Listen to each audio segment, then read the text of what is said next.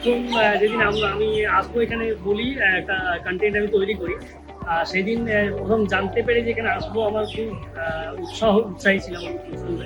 কারণ আমি নিজে ক্রিয়েটিভ কাজ করার চেষ্টা করি বা আমার ভালো লাগে এই সমস্ত একটু।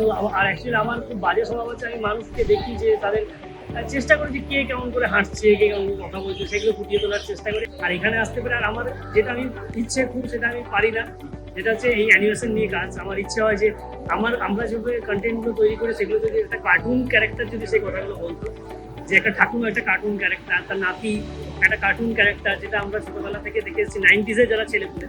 আর আজকের দিনেও তাদের বাচ্চা ছেলেদেরকে এখন কি হয়েছে, এখন ওই টার্মগুলো, যে বিষয়গুলো, যে আমাদের ফ্যামিলির সঙ্গে কানেকশনগুলো আজকের দিনে আজকে এই সেমিনারে প্রসেনজিৎ স্যারের কথাগুলো আমার খুবই কানেক্টিং লাগছিল। যে একজন প্রশ্ন করলেন যে এআই নিয়ে, যে এআই আসার পর কি অ্যানিমেশনটা খুব একটা সমস্যার জায়গায়, সেটা না। সত্যি কথা বলতে যতই ডিজিটাল হোক, এআই হোক, ইমোশনের জায়গাটা কোনোদিন কোনো রোবট বা এআই হিসেবে নিতে পারে না। আমার মনে হয় যে আমি যেটা ফিল করবো, একটা রাস্তায় দাঁড়িয়ে একটা মানুষ বা একটা ওই ফিল ব্যাপারটা, একটা কাউকে ভালোবাসা বা সেই জায়গায় ফিল দেবো আমি, ওই কাউকে দেখে আমার যে অনুভূতির যে কথাটা, যেটা আমি বলতে পারবো, সেটা কোনো একটা রোবট সেই ফিলটা কোনদিন করতে পারবো।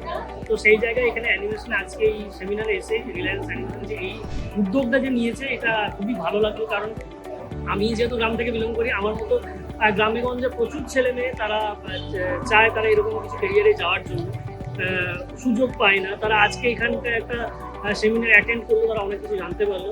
সেই জন্য আমি রিলায়েন্স অ্যানিমেশন একাডেমির এই উদ্যোগকে সাধুবাদ জানাই।